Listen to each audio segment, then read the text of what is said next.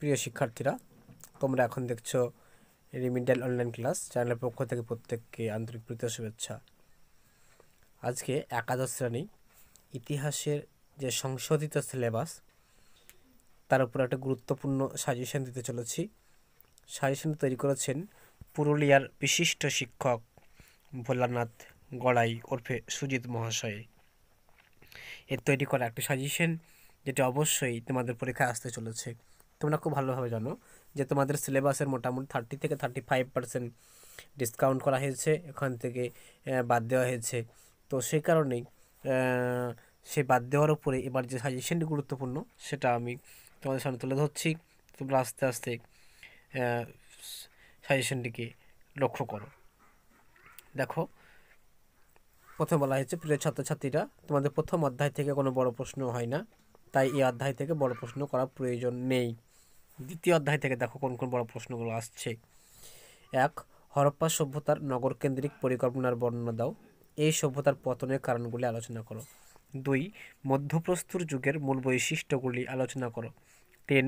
নদীমাতৃক সভ্যতা কাকে বলে? 4টি নদী কেন্দ্রিক সভ্যতার নাম লেখো। এই সভ্যতাগুলি নদীর তীরবর্তী অঞ্চলে গড়ে উঠেছিল কেন?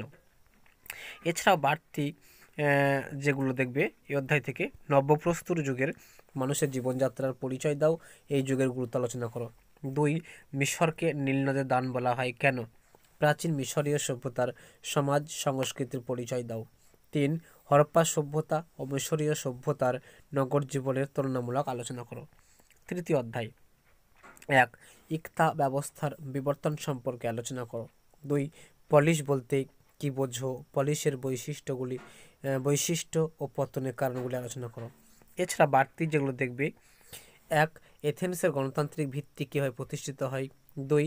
পারস্যের খত্রফ ও চীনের মান্ডারিন এর বিবরণ দাও। 3. খ্রিস্টপূর্ব 6ষ্ঠ শতকে মগধের উত্থানের কারণগুলি আলোচনা করো। এবার আসছে চতুর্থ অধ্যায় থেকে যে বড় প্রশ্নগুলি আসছে। জিয়াউদ্দিন বর্ণী বর্ণিত সুলতানি যুগের নরপতির আদর্শ কী ছিল? দিল্লির সুলতানি কি ধর্মাশ্রয়ী ছিল? 2. নব্য বা নতুন রাজতন্ত্র ও টমাস ক্রোমওয়েল এর অবদান লেখো।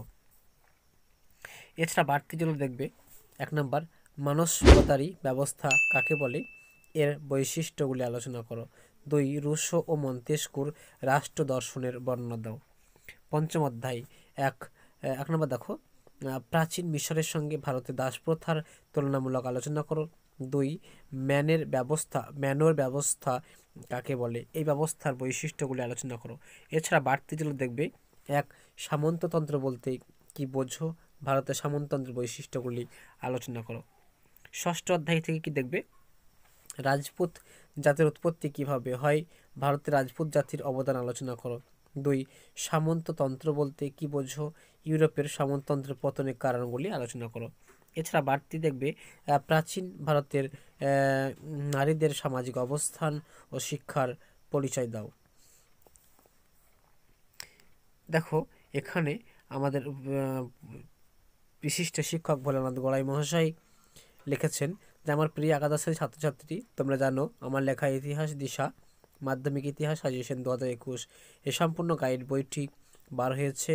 তো তোমাদের যদি কোনো ভাই বা বোন থাকে তাহলে তাদেরকে বইটি সংগ্রহ করতে বলতে পারো। এই বইটি থেকে 100% কমন আসবেই এবং প্রতিটি নোট সহজ ও সরল ভাষায় লেখা হয়েছে। বইটি সংগ্রহ করার জন্য উপরের যে ফোন নাম্বার দেওয়া হয়েছে সেখানে কল করতে পারো। তো আমাদের যে বিশিষ্ট শিক্ষক সুজিত মহাশয়, উনি যে বইটি লিখেছেন অবশ্যই পূর্বাভিজ্ঞতা থেকে লিখেছেন এবং বইটি 100% কমনযোগ্য, এটা আমি বলতে পারি।